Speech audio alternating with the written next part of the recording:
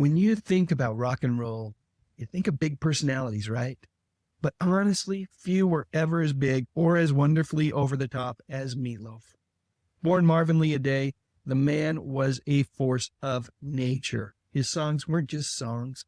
They were full-blown mini-dramas, and his concerts, well, they were something else entirely, full of sweat, emotion, and pure showmanship. I had the pleasure of seeing Meat perform live against the backdrop of the Rocky Mountains in Park City, Utah during the 90s while he was riding high on the success of Bout Out of Hell 2. That night, that concert is a favorite memory of mine. For so many of us, Meat's voice was the soundtrack to late-night drives, singing at the top of our lungs to Paradise by the Dashboard Light.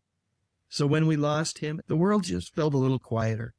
His passing really felt like the end of a special time in music. At least it did for me.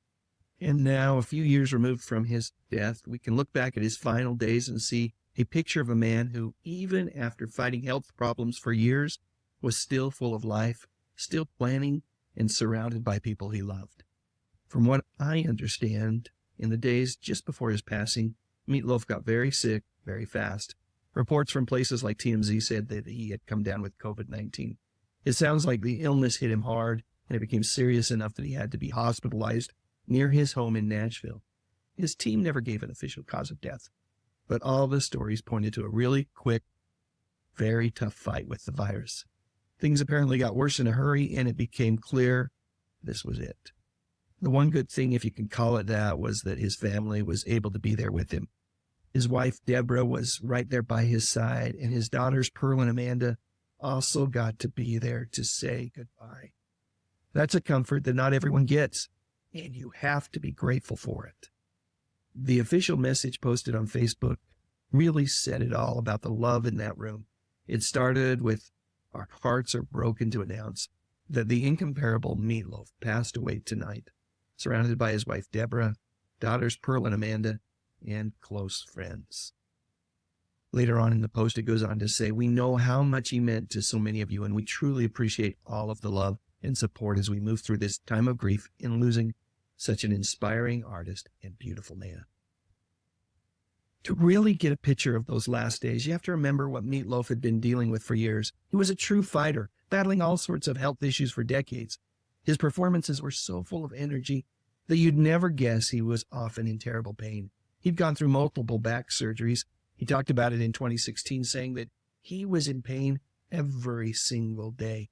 And the surgeries left him with a body that was just difficult to move, which is why he had to stop touring, even though he hated it.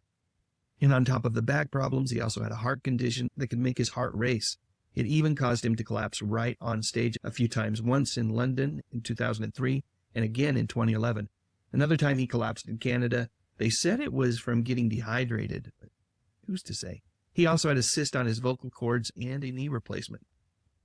His mind was there, but his body was falling apart. The man just kept pushing through it all for his music and his fans. All those years of fighting must have left him in a pretty weak spot when that darn virus rolled around. Even with all that pain, Meat's spirit never really quieted down. He wasn't the type to just sit back and retire. Right up until the months before he passed, he was still working on new things. He was apparently going to be a producer on a new TV dating show, which was cleverly named "I'd Do Anything for Love, But I Won't Do That," after his big hit in 1993. And of course, there was always the music. Just in November of 2021, he posted on Facebook that he was planning on getting back into the studio in the new year. He said that he had a bunch of new songs ready to go with his band. You can imagine how excited fans were to hear that. I certainly was. It just shows that in his head, he was nowhere near finished. He was also just as outspoken. In another interview, again in 2021, he was talking about the pandemic, and he made it clear that he wasn't a fan of the lockdowns, saying something like, "If I die, I die, but I'm not going to be controlled." That quote got a lot of attention later for obvious reasons. It just shows you who he was. He was a man who was fiercely independent and lived life on his own terms right until the very end. When news broke that Meat Loaf was gone, it really hit people hard. The tributes just started pouring in. Cher, who sang Dead Ringer for love with him, remembered how much fun they had making that song and the video. And Brian May from Queen, remembering Meat Loaf, said that he was always full of madness with an innocent sense of naughtiness of a 5-year-old. He also went on to say that Mr. Loaf, apparently that's what Brian called him, felt like a brother to him.